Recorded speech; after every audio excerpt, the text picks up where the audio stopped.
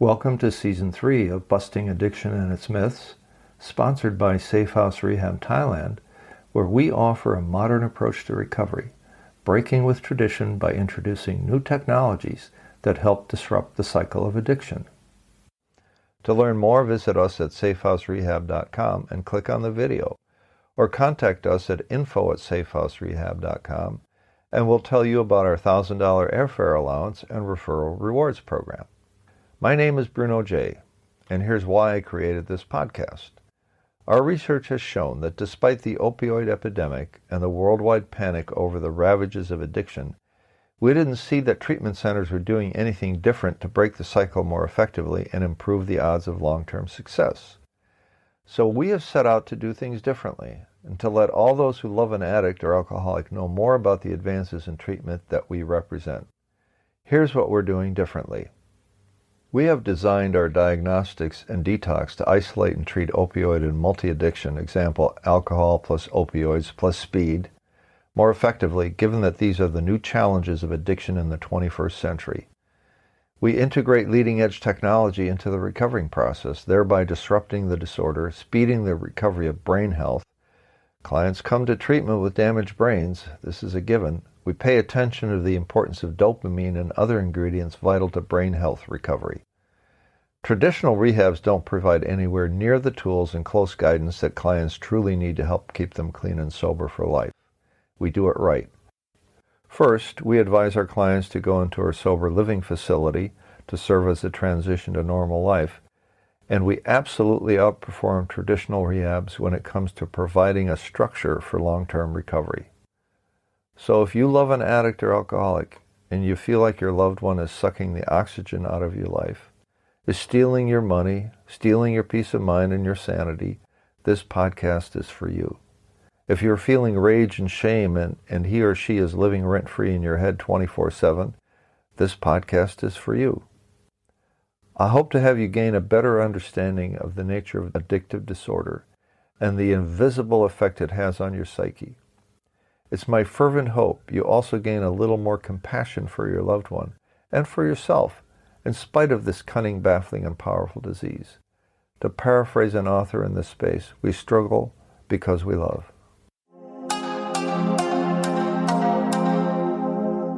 Jay, my interview with Tim for Season 3, Episode 6.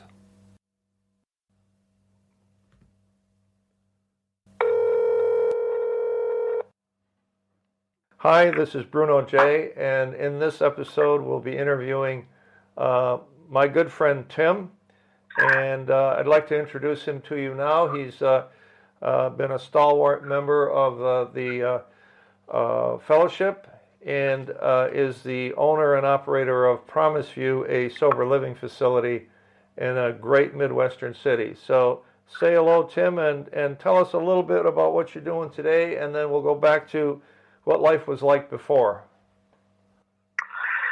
Hi, my name's Tim. Thank you for having me on, Ron. I appreciate it. What I'm doing today is, as you had mentioned, I am the owner and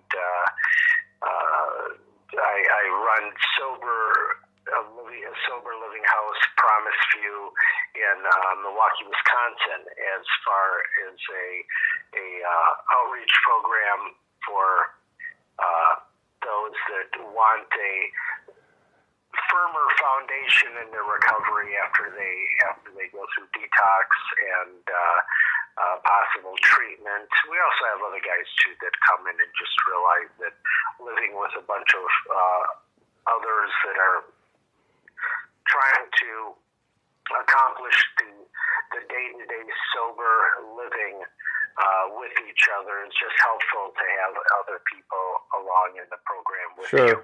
Sure.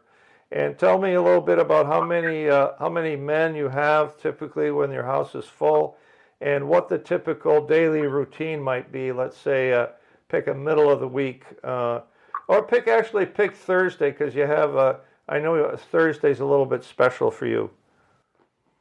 Sure. Our house holds 14 gentlemen we can have. We've had some changes with the coronavirus. We're at a low count right now, but that's starting to change as far as the virus is being contained more, and our household takes the whole virus very seriously.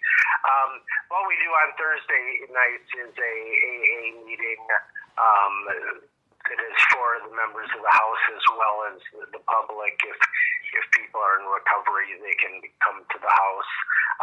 A normal day, we require our guys to work, so a lot of times they are on the job wherever they're working, preferably on a first shift type job, and then they come home. We have dinner.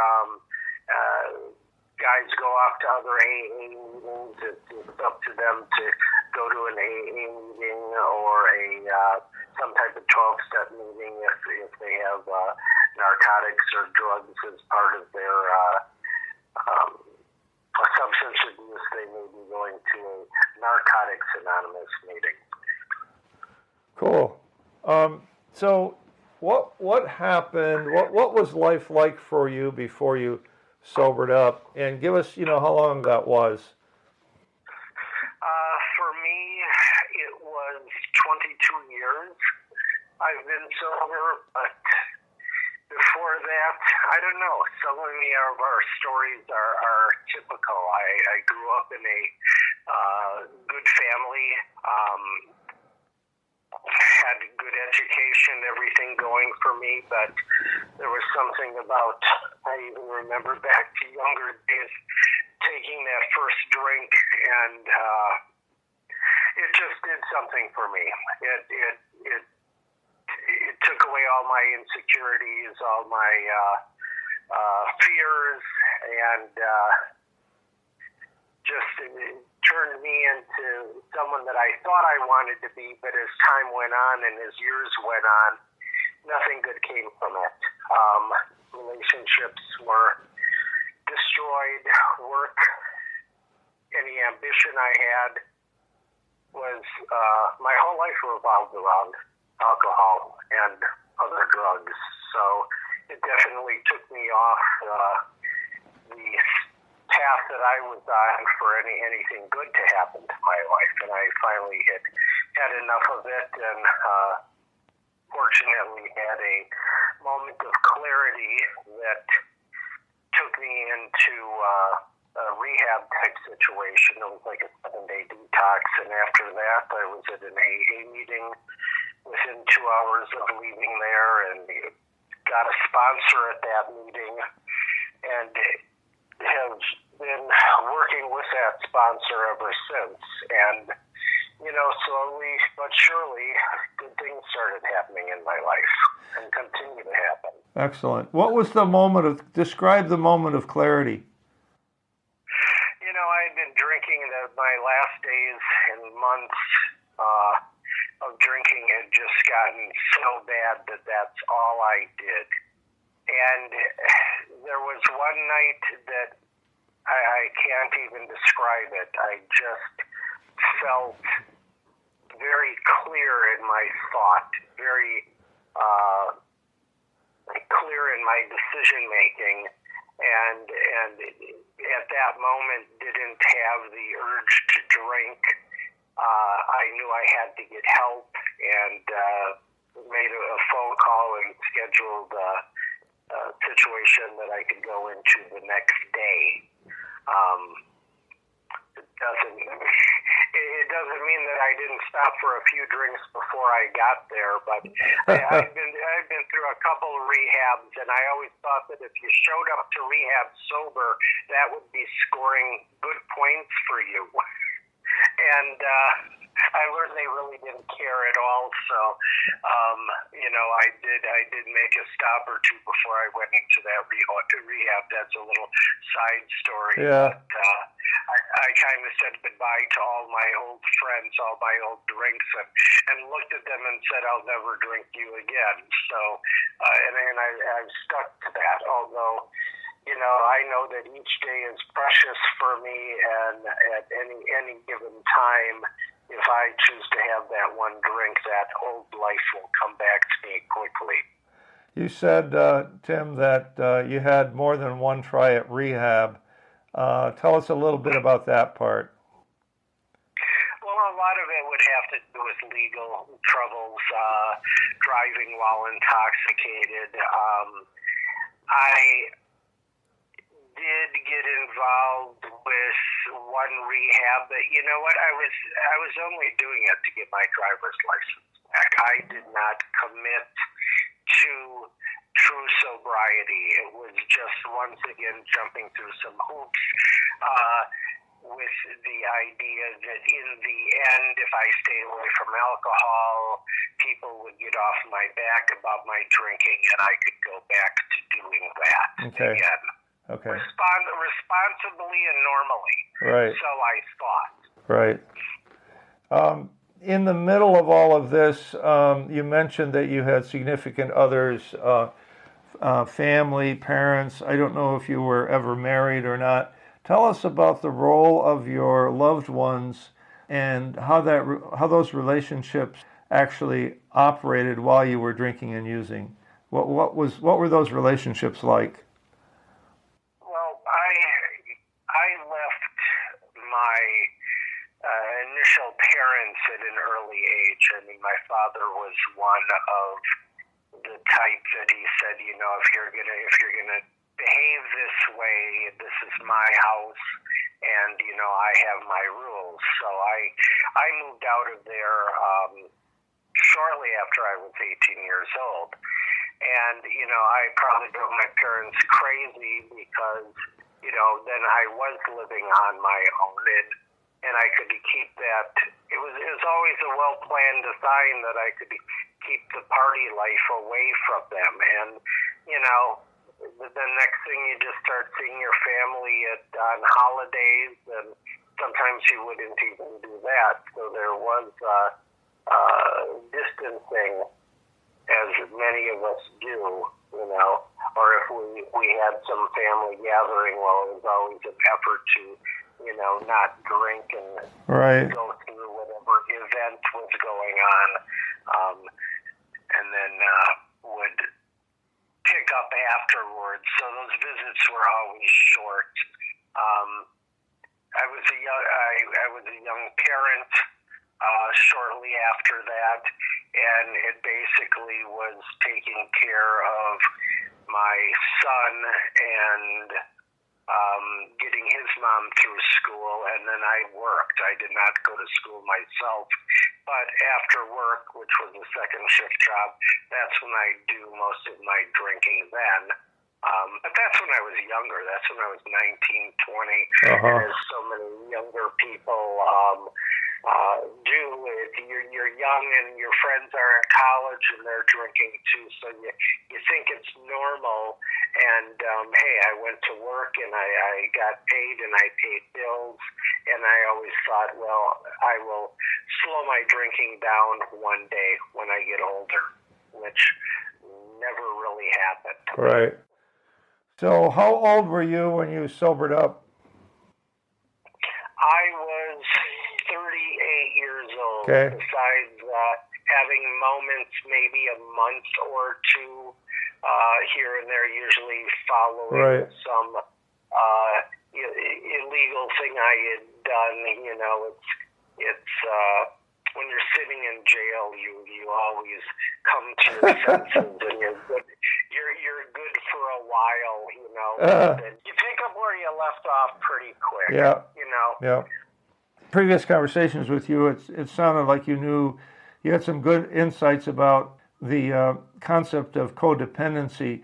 Can you talk about codependency in the context of a family who otherwise normal has one alcoholic or addict living with them, and in this case, let's say they're living under the same roof? What sorts of things happen in a codependent relationship?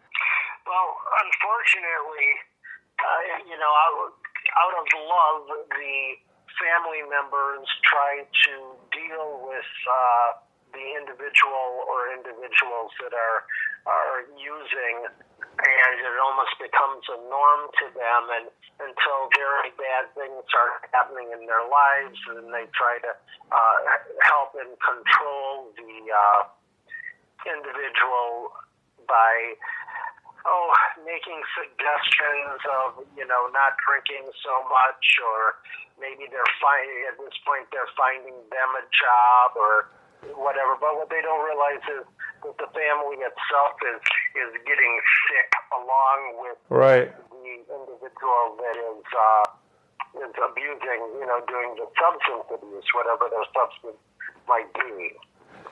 So we call this a family disease. You've heard that before as well, right? Everybody gets sick. What are some of the manifestations of this disease showing up in otherwise normal people? How does that show up? Well, anything from if it's a husband and wife situation, once the wife is calling the boss to make up excuses that the husband is sick, right, or parents are making up excuses as to why their son didn't come to Christmas with the family or didn't do this, all of a sudden they'll find themselves telling those little white lies. Oh, they didn't feel good, or they were busy, or, things like this.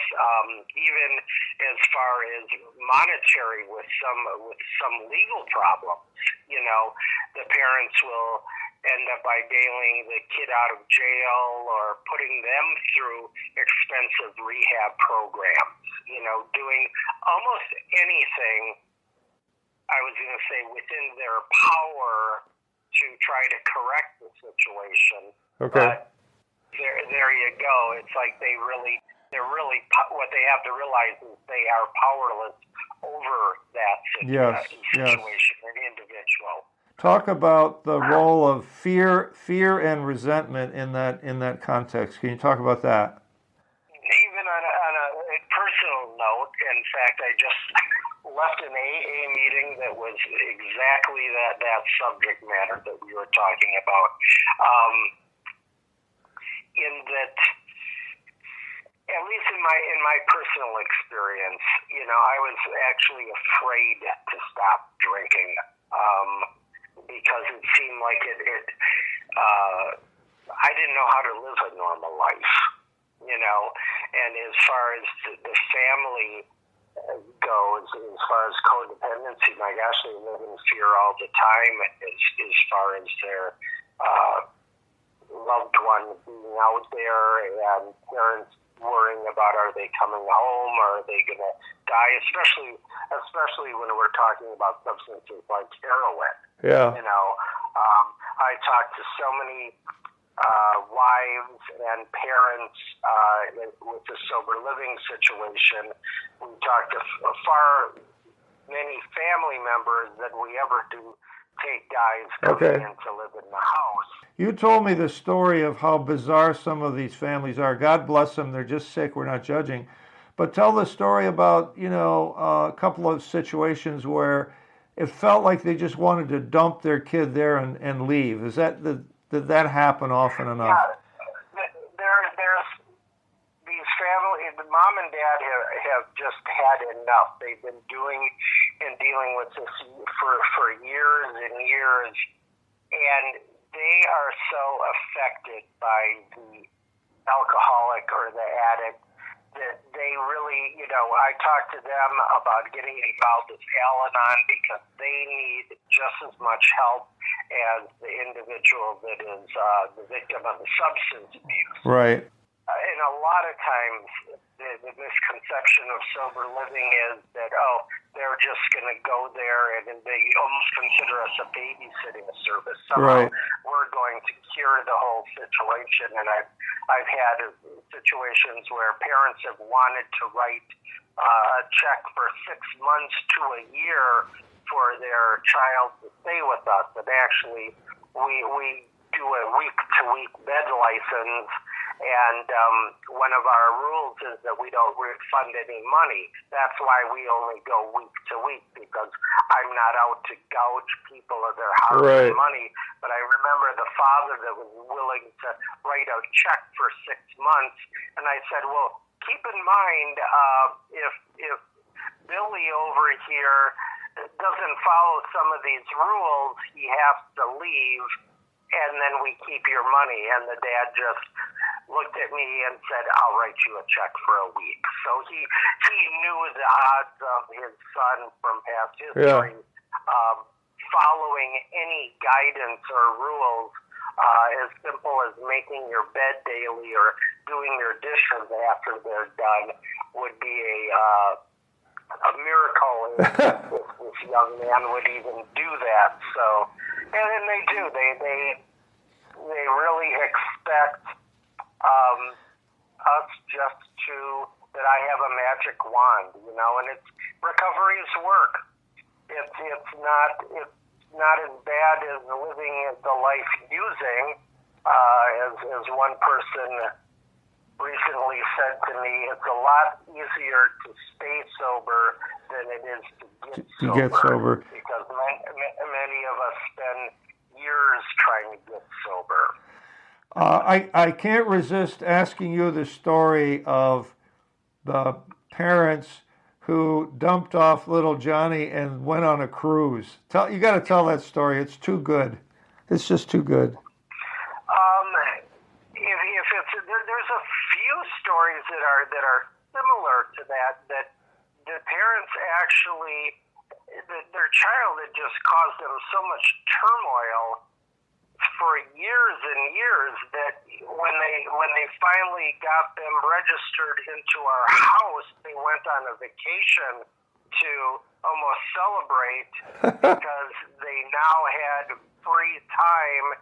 And in fact, there was one set of parents we had a very hard time getting a hold of for months because they were just going everywhere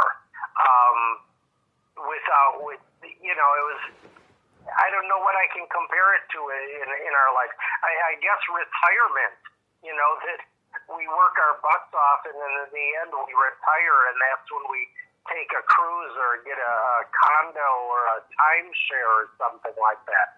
But they had just been so taxed by their efforts and what they had to do in dealing with them. But see, this is where they need help.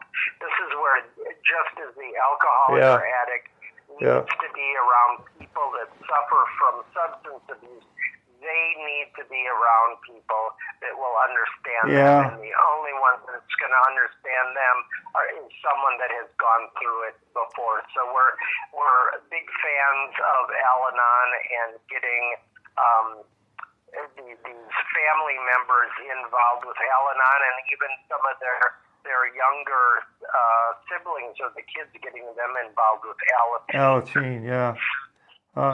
What you said is important for our audience to hear, particularly the audience who are parents and loved ones of an addict or an alcoholic, and that is, would you agree that many of these parents feel like they're the only ones or they're alone, and then they're surprised that there are many, many people who share the same sort of suffering? And it's almost as the alcoholic goes into this, he thinks he's the only one with the problem until he starts listening to other people going, wow, that sounds just like me. And on the other hand, the parents, they feel very trapped, and there's shame that goes along with it, and there's fear of judgment, that people will look at them, they're bad parents, and yet they find by getting together with other people that have been through this and are further along than they are. Right. I just got a call tonight from a heroin addict who was upset because his parents finally threw him out, and the way I got it in an email, and he just was kind of shocked and insulted that they actually asked him to leave. Well, this is some of the tough love that's needed, but at the same time, I tell candidates for Al-Anon that you go there and they'll teach you a constructive and positive way to love your son or daughter. There you go. Because far too many times what we think is helping them is really just adding to the problem. Right. Correct. So what would you say on two topics? One is not forgetting about love, right, and compassion. And the other is to take away the three, I'll be arbitrary, let's see, three basic rules on what to do about your addict or alcoholic son who's living under the same roof with you. He's under your roof still because you do love him. And that is the thing that any good parent is doing. We want the best for our children, but that tends to get clouded as time goes on, and the family becomes conditioned to this behavior as being a part of the norm of the family. As far as what they should do is they really need to start taking care of themselves. When in fact they're usually preoccupied by trying to take care of the addict. Getting involved with some family counseling, possibly some type of intervention, reaching out to behavioral health professionals to say what we should do. And even on getting back to Al-Anon, that's not anything that your insurance is going to charge you or you're going to have to pay costs for. You might as well go and learn something. Go to an Al-Anon meeting, see what that's about, and start learning about what is the most productive way to handle the situation. That's the first thing, great. Everyone thinks it's about getting help for the addict. You've got to get help for yourself first. Tim, would you say? Let me just ask you because I don't really know. You're in a much better position to know this, having worked in the field, if you will, or been a part of recovery for quite some time on a more organized and formal basis. Does it surprise you that families who suffer, from this disorder because of an alcoholic or addict in the house, that they let stuff go without really learning anything more, like reaching out to a professional or going to Al-Anon or going to behavioral health clinic? It sounds to me like they've suffered on their own and they never bothered to look for help for years. Yeah, they seem to dump it on the individual that is the alcoholic or the addict that they have to change. And one of the things that we suggest to a lot of the parents or wives that we talk to is to pick up the book Alcoholics Anonymous and read the first 164 pages. This is just a wealth of information as to understanding why their loved one is doing what they're doing, because otherwise it just seems like insane behavior. It just becomes so familiar and normal to them that they don't expect different type of behavior. Can I also use this opportunity to plug a couple of other useful books that I have found? Sure. We talked a little bit about the one book on a family's guide to intervention, whether it's formal or not, is called Love First by Jeff and Deborah Jay, Jay. In that book, Tim, I got a really good education on how an alcoholic or addict thinks, right? And one of the great insights was the alcoholic or the addict doesn't think that he is the problem. He thinks you are the problem because you're in the way of him getting high. Right.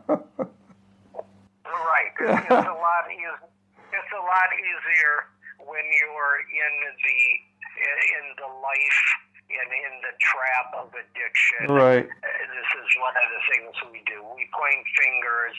We accuse people. We guilt people. Yep. We start gaslighting them. Yes. And over time, it's a effective. Yeah, it works. It works. Yeah. We as addicts and alcoholics are master manipulators. Correct. To defend our egos, to defend our using. It's insanity is what it is. The second book, Tim, that I got a lot out of, and I read this while I was making my journey into Al-Anon over, a loved one at home. I'd been sober about 10 years at this point, but somebody recommended this book by Melody Beatty, Beatty, called Codependent No More. The subtitle is How to Stop Controlling Others and Start Taking Care of Yourself. And so that's right on the theme that you were talking about as well. Right, because if you're not, like they say on the airplane, just your own oxygen mask before helping others. There you go. It's just a cliche thing that we say in AA and in Al-Anon, but if you're not fit and ready to go, how are you going to help anybody else? Because the addict and the alcoholic are going to do whatever they're going to do. You have no control over them, whether they're going to get sober or not, so it's really up to you. The only thing you have control of is getting help for yourself. Perfect. I think we got to wrap it up. You're chock full of good insight, Tim. I really appreciate you doing this. God bless you then. And this is my way of giving back and being grateful for the sober life that I'm living today. Beautiful. Thanks a lot, Tim. Have a good night. Take care. Take care. So what did we learn from Tim today? Number one is, the secret is there is no secret. Everything an addict or alcoholic needs to know has been written and published from 1939 until now. 2, the longer an addict alcoholic stays in a somewhat controlling recovering environment, the greater the chances of long-term success. 3, the family has no idea and will often deny that they are as sick as the addict, that they are as powerless over addiction as is the addict. 4, the family member doesn't realize that she needs to shift the focus from the addict to herself to start the healing process. And 5, there is a lot of help available, from Al-Anon to Codependents Anonymous to counselors trained in addiction. AODA stands for Alcohol or Drug Addiction Trained Professionals, and there are many of them available.